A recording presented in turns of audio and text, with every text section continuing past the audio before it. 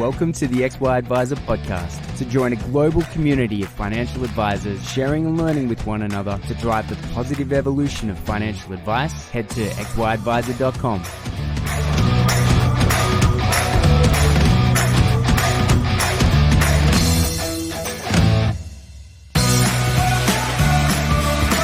This episode is proudly sponsored by Integrity Life. Just like XY Advisor, Integrity isn't afraid to push for positive change in our industry, especially when it comes to the cost of life insurance. Right now, many Australians are underinsured, but Integrity is working to change all that with sustainable pricing and discounts that last as long as the policy. Next time you need a quote, why not give Integrity a try? Head to integritylife.com.au/XY.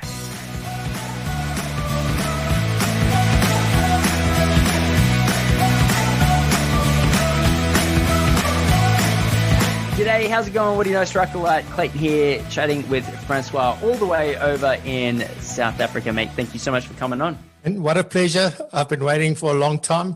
We were supposed to do this last year. Things didn't work out. And just a big, big privilege to be with you today and to have this conversation. I had the privilege of interviewing you earlier or last year, and that was amazing. So it's great to have the shoe on the other foot today. Mate, you're exactly right. I think in a lot of ways you personify the new way of financial planning. You know, like there's certainly a movement that's captured the world, and it's in all these continents at the same time. And you know, I know for a fact anyone that I speak to in the international realm of financial planning, everyone knows you. You've either interviewed them or they've seen what you do, and it's mate, it's a huge benefit to have you here because you're just another piece in that international puzzle that says, you know, financial planning has come of age, and there's more to it than just, you know, simple accounting and simple sort of number bean counting. That there's a whole element of financial planning that's only just now come to the fore. And I think, you know, you were so busy doing that in your own business, which is still, like, a lot of that stuff still available, right? Even though I want to give the scoop out if people don't already know, you're working now with one of Australia's actually top companies, Iress, over there in South Africa. So congratulations there, mate. Thank you, man. Yeah, it's very cool. But obviously everything that you were doing is still available, right? Yeah, absolutely. And, you know, one of the things that even I realized over time as things were moving along, I realized that, you know what, back in the day, almost like I did my CFP certification back in 2012. And I've been working on my knowledge. I really started in 2002, working on it, really becoming aware of what financial planning is. I got very excited about tax planning and investment planning and estate planning and all this stuff. And I helped a lot of people along the way to when we had to get our minimum qualifications in order to be able to give advice in South Africa. I did a lot of that training with them, but it was never my job to do that. And as time went on, you know, CFP was always that was the pinnacle. That's where you need to get to. And it feels to me like these days it's more of that's the starting point. Yeah. That's the foundation. That's the baseline. That's not the stuff. Because, you know, it's like we need that. Without that, you cannot give proper advice because you're going to cost somebody an arm and a leg, half a kidney, and I don't know, the edge of their liver if you don't know what you're doing. Yes. But the mere fact or the reality is that clients are not interested in that stuff. Yeah. So that's the you know, below the bonnet kind of things that it needs to be there. The engine needs to be there. It needs to work perfectly. But all they care about is getting from point A to point B. So I think there's this whole new world now on top of this where it's all about engagement, understanding, you know, working with empathy. That kind of stuff has now become so much more important and really adding value in a client's life. And that's the exciting part, where something that used to be, that's the end goal, is now the starting point. Yeah, which I think is amazing. That's such a great way of putting it, mate. Yeah, like the technical prowess is now a ticket to the game. It's no longer the pinnacle. It is ticket to the game. It's such a great way of putting it. You know, actually another big thing is you're changing format. You're changing name of your podcasting and of your show. It's now called PROpulsion. Talk to us about, you mentioned you were inspired to change it through the next gen guys over there in the UK. And so you're looking to do a little bit more. Where is it headed? Like what do you want to start doing that you weren't doing before? Yeah, so just maybe a little bit of background of where it came from, and specifically the name PROpulsion, because when you write propulsion, it's pro in capital letters and then pulsion.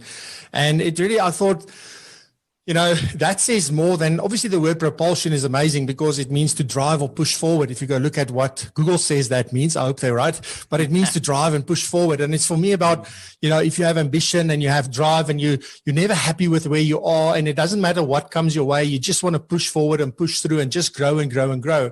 And what we just actually spoke about, that, what used to be the thing is now the ticket to the game, as you so eloquently put it, that means that things are evolving, and how exciting is that?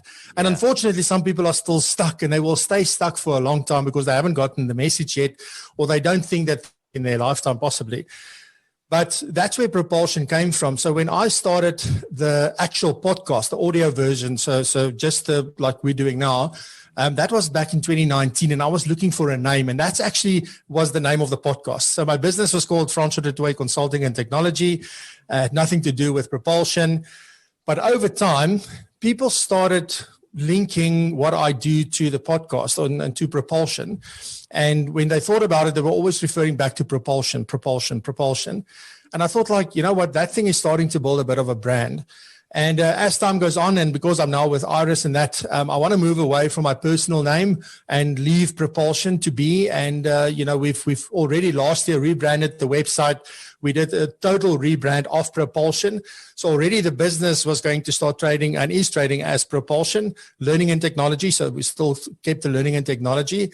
But the show that I started last year, which was a live show, it's a live video show. And a lot of people call that a podcast as well.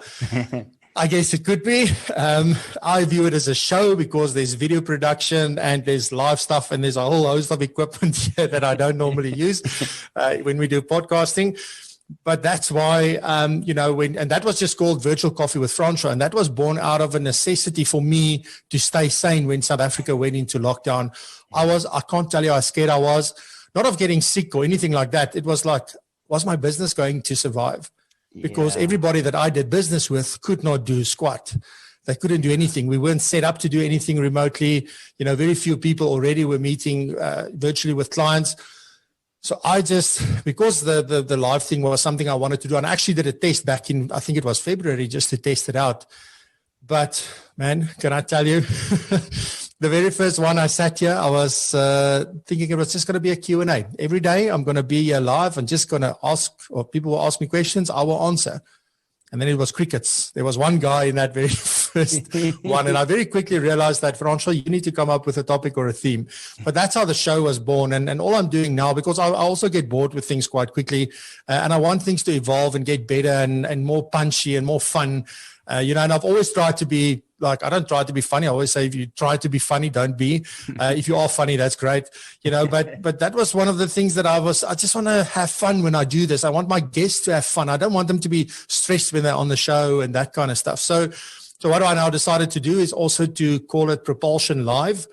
So there will be the distinction between Propulsion Live and the Propulsion Podcast. So the podcast we will also put out the audio version of the show onto there. We're going to edit out some of the stuff, but then that will also be available afterwards to listen to if people don't make the show. And I think it's actually I've got a very, Mark Lang down in Melbourne, if I'm not mistaken, is a regular viewer. He always says hi. He's there every single week, 7:00 South African morning. That's when we go live on a Friday, and Mark is there and he says hi and all of that. So it feels like I know Mark. And so that's the story, man. And that's why we're doing that. We just want to bring alignment, and so that people don't get confused about the things that are available that can help them. And all I want to do is help people build better businesses, and be that making them technically more proficient and giving them insights into how they can structure their business and whatever. We cover every single thing in that show. Yeah. So I think there's one part that I did not answer, and that's so I don't want to go on for too long. No. But ultimately, and it all links back to the products and services that you sell. Yeah, that was not the intention with the show, right? It's just that I started sharing whatever I know to help others, to actually help me in the first place, because I was going mad. But I was just putting out content. And we've done 120 episodes last year. And it's, I just said the other day, that's like the Bible for like financial planning, business and practice and whatever you want to call it, because I share literally everything I know.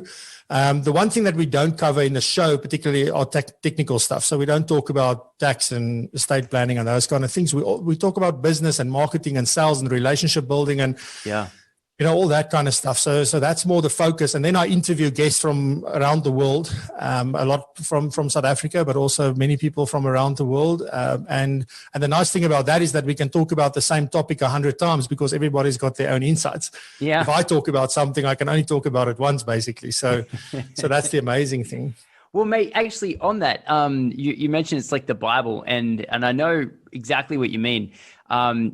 In the Bible or in any religious text, you have people that read it often have favorite parts. And so I'm kind of interested if you can think back to those, the over 100 episodes in such a short amount of time as well. What stands out? Like, are there a couple of things that stand out to you in terms of they were real moments for the way that you think about advice? Yeah, I think, one of the things, one thing was I actually had Emily Blanche also on the show. So that was for me, when we spoke about building community, there's a lot of things that clicked for me when we were having that discussion. And that's something I've been talking about more and more and more with people because of that conversation. So that was one thing that stood out. And I'm not just saying that because I'm on your podcast. It's really, that was one of the things that stood out for me. Then there was another episode that we did during August with, we had a Women's Month series where I only interviewed women on the show during August. And we're also trying to do a lot more women guests. So we're getting closer to that 50-50 split. But I spoke to a lady called Jay Naidu. Now, I used to work with Jay at one of the big insurance companies here in South Africa. She has subsequently left there as well. And she's busy farming somewhere in I don't even know where. But we spoke about extremes. And that was phenomenal. That episode did so well because it's about always this thing like we're over here on the left-hand side and then we want to move all the way over to the right-hand side. And I don't know, I feel like the answer is somewhere in the middle. We'll never find the exact middle. But we always try to go from when this is wrong, then we go right to the other extreme. And that's not right, although it could be on the right-hand side. It's still not right. So we were really getting into that discussion. So that is something that really stood out for me.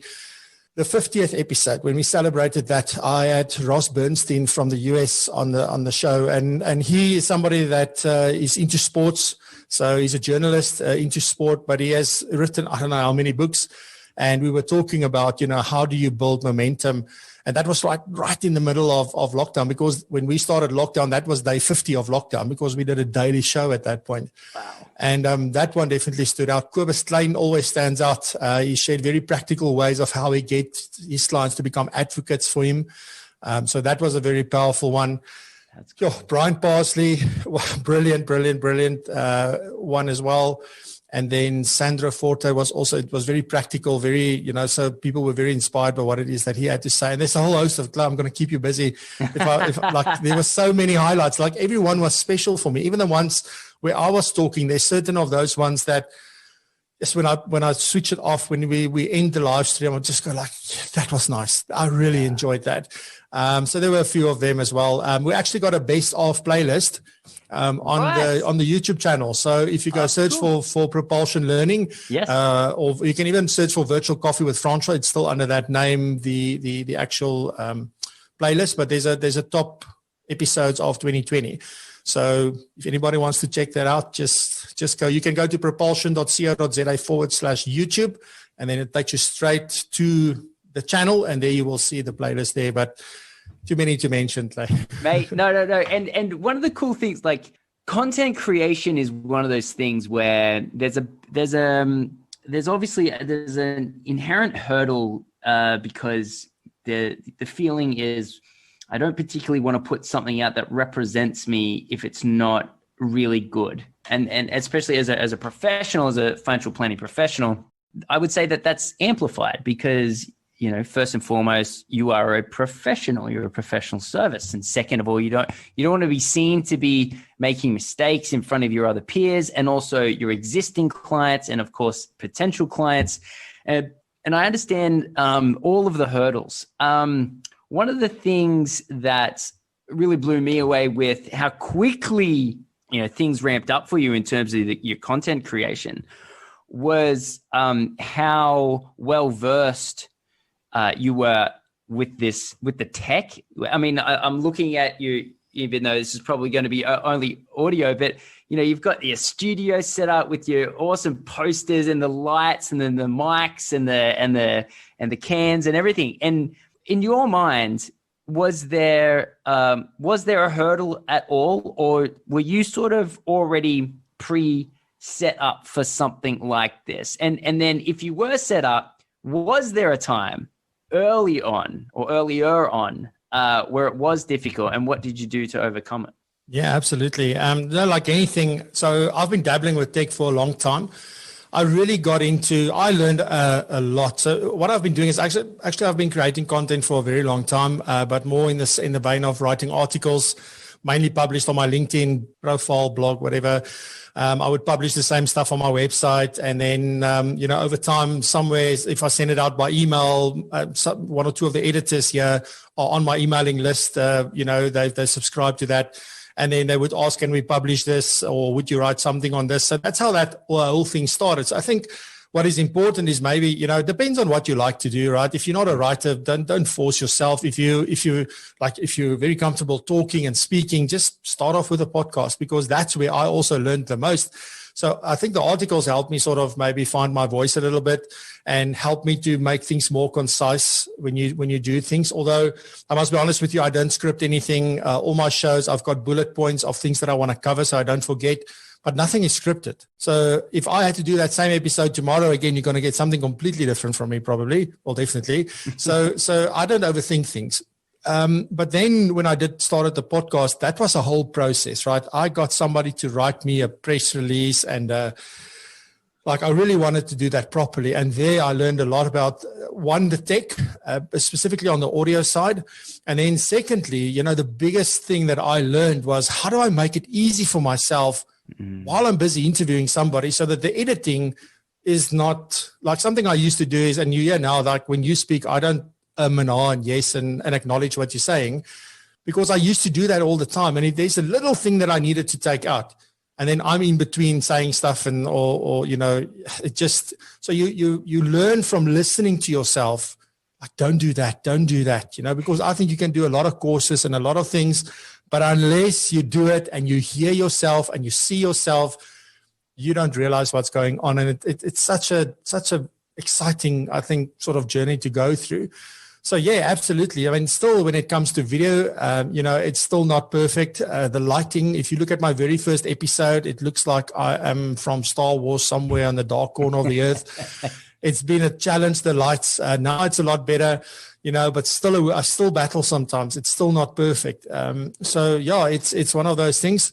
But for me, the audio is always the thing. When it comes to video, the audio is non-negotiable. So luckily with the podcast, I got that sorted first. So I've got some nice tech because I'm into tech. So I did go and buy nice stuff, but I did a lot of great stuff on my iPhone, and I still do. Whenever I do something that goes out via my WhatsApp broadcast list or anything, I record it on my phone, I edit it on my phone, and I send it out via my phone. It never goes to a computer. So it's absolutely possible by doing something very simple. Still, the sound is amazing, the light is amazing, the quality of the video is amazing, and there you go.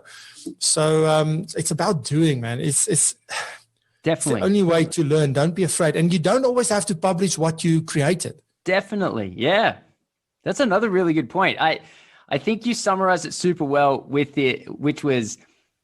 In a podcast, the difference between a podcast and a general conversation is you just let the other person talk for as long as they want to talk. That's kind of it. Just hold off. And it's hilarious because both our personalities are ones that are we want to support the person who's talking, and saying yes and agreeing along the lines is a really good function, I think, in day-to-day conversation, which I still do, and I'm sure you still do. but it just sounds ridiculous if you're not a part of the conversation, those interjections really stand out. And so it's quite interesting that you sort of summarize it like that.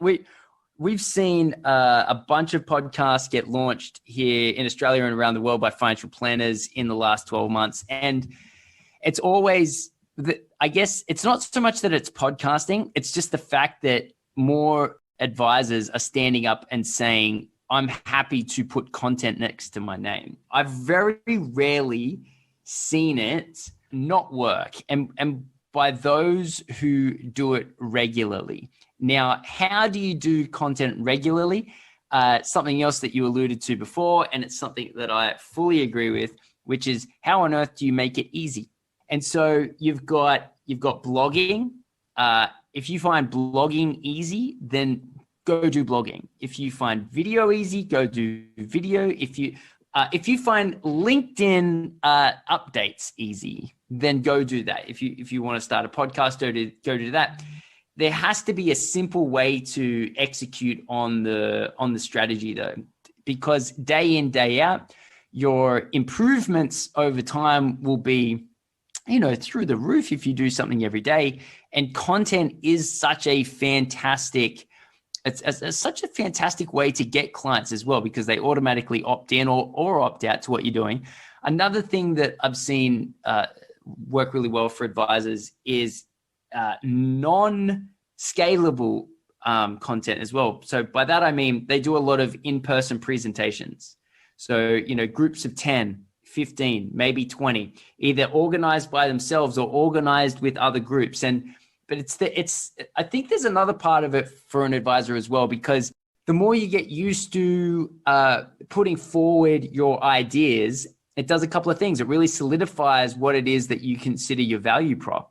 And it makes it clearer. You start using the same terminology and you become more comfortable with that terminology, whether you then use it in a meeting or whether you use it in emails to clients, or there's an overarching uniformity, and that practice sounds professional. And so what's kind of hilarious is that a lot of advisors start out not knowing what they're doing, terrified that they're not going to look professional. Fast forward, a couple of years doing what they're doing, they sound far superior in their professionalism.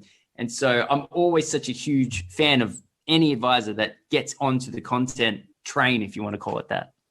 Yeah. And what is so important for me is that, that's going to be like the major part of marketing yourself going forward. But here's the big thing about content creation.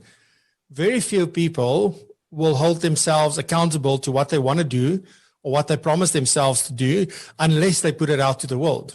So it's also a form of keeping yourself accountable.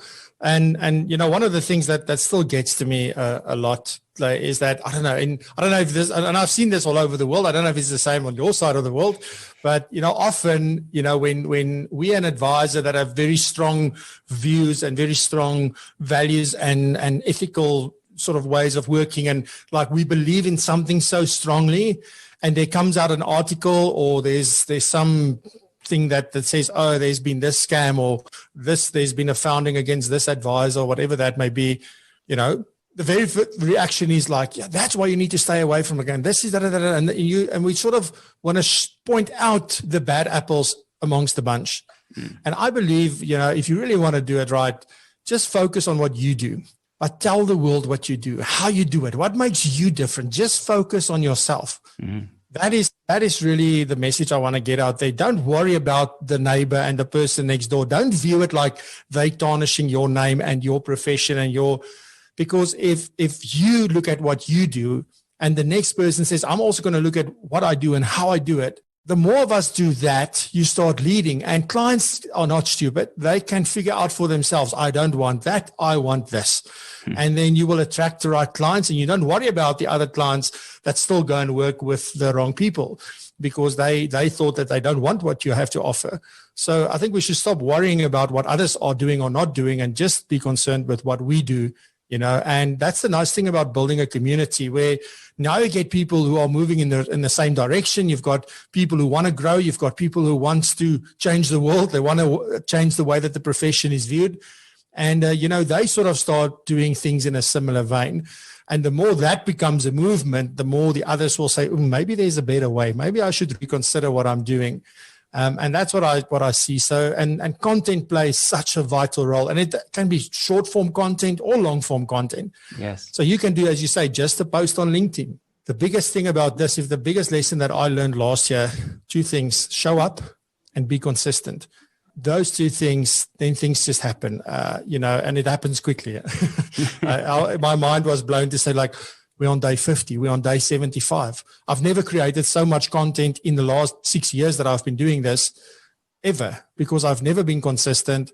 I've never done it a little bit every single day, because it was just an hour every day. And suddenly now I sit with 120 hours of content that I can do anything with. Yeah.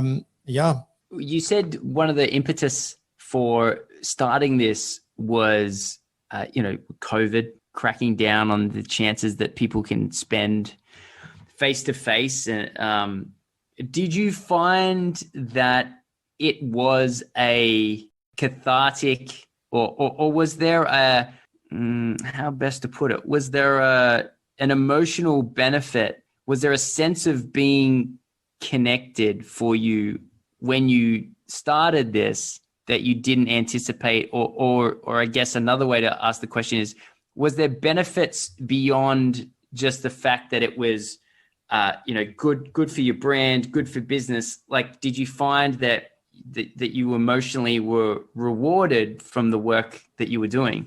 Absolutely. And, when I started this, there was no plan. There was no strategy. There was no reason. I wasn't trying to promote my business. These days, yes, we talk about things in the show that maybe will market some of the things that we do. But that was never the intention. It was never even on the plane. I never even thought about that at all. I just needed something to do and to plan for the next day, and just to put together for the next day to keep myself busy. Wow. And then when the people started sending me messages, when more than 2 people started watching, it made me feel part of something, and it made me feel like, somewhere this is helping someone. And we always say this thing about, if I could only help one person, my day would be made, or my life would have been worth it. That's awesome, and it's true. But the more people you help, the more awesome that becomes. So at the end of the day, that was that emotional sort of, where, as Russell Howe puts it, I can't remember what is he called, as like sort of your goodwill bank account or that, but my emotional bank account. I think from that point of view, it made me feel good. It made me feel that I'm doing something that's worthy. It made me feel like, you are making a difference. You are helping someone. And that's why I say, when you haven't got something that you can do for yourself, because sometimes we don't know what to do for ourselves, but you go out and help someone else, and whatever that means. Somebody likes to go and work at a soup kitchen, or they want to go and do, go out and talk to people, for instance, on the street, and do things like that. And whatever your thing is, mine would be doing it in this way, where I just share what I know, and it's still up to you to go and do something with it. And there's no bigger thanks for me than when somebody says to me, you know what, that episode, I took that, I put it into my practice, and this is the result. I'm so thankful for that. That's the real thing that really gets my heart going and puts tears in my eyes sometimes, so those are so definitely. Yeah. Because I think when it comes to content, and what I like about live, by the way, is that it's engaging, it's interactive. I can in the show say, hi, Clay, or you can ask me a question. I say, Clay, like, that is a fantastic question. This is da-da-da. And we can engage in real time. So that makes it so much more real. And everybody watching can engage with one another everybody at that very point in time is busy there. And it is a real community. And that is what is so amazing for me about that. So how long were you working for yourself? Like, if that's how you want to view it, how long were you working in that space of helping advisors improve their business? So helping them improve their business has been my entire life, my working life. But on my own, I started in 2013. I started my own practice. So first I went into practice, did that for about a year and a half, hated most of it, simply because I don't know. I loved the part working with clients. Everything else around it was not such fun for me.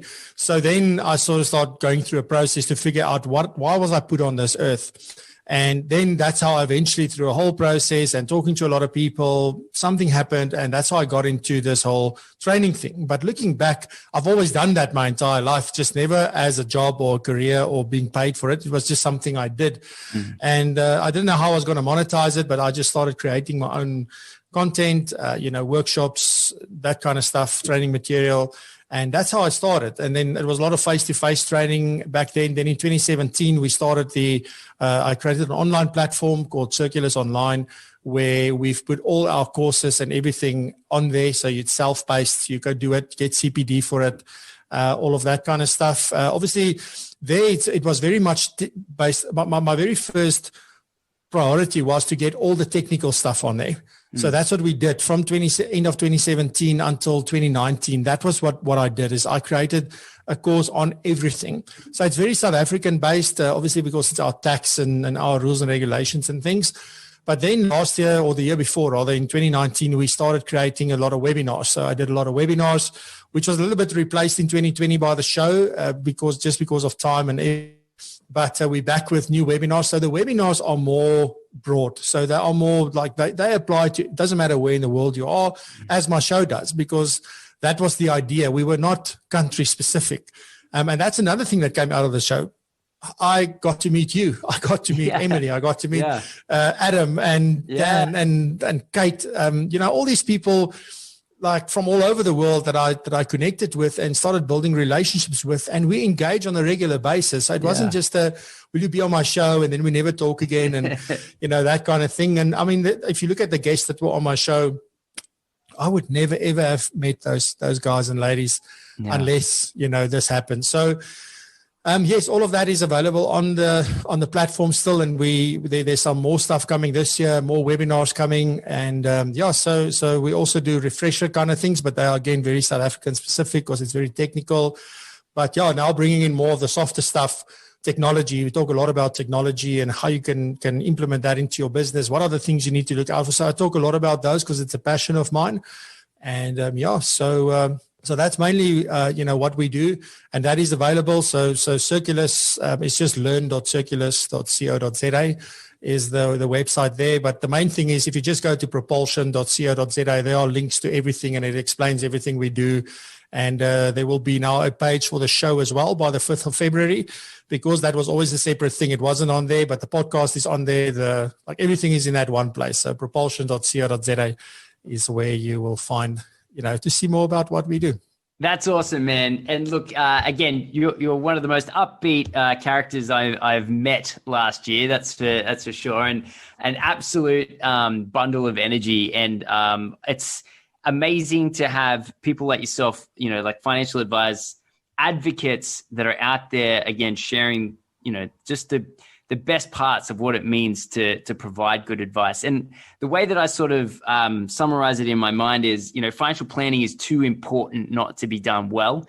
And that's why you've got this entire network of people across the globe that are so dedicated to seeing it live up to the potential that it can be. And often all of us have been at certain points financial planners. And for whatever reason, we didn't stay, but we're so intrinsically linked to it that we're almost like a parallel profession that's right next to advisors saying just like stay the course, keep going. And I mean, it's amazing to see like around the world people saying very similar things despite different rules and regulations and jurisdictions and all that sort of stuff. But the common theme of advice taking its mantle of what it can be in people's life, I think is a very common theme around the world. So, mate, thank you for coming on, sharing with us.